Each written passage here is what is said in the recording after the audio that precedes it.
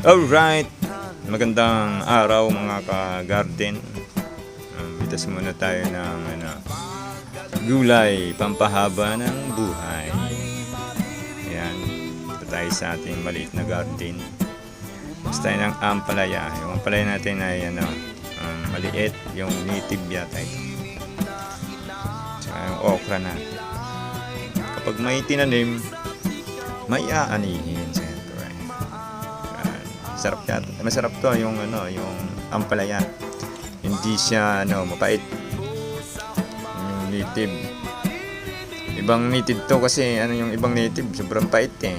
Ito natanim ko hindi eh. Imbis na ako namitas diyan. Saka masipag mamunga. Ang dami. Minsan nagkahinog pa yung iba, hindi ko makuha. Kasi mahirap din araw-araw maggulay. Nakaka-high blood din yan.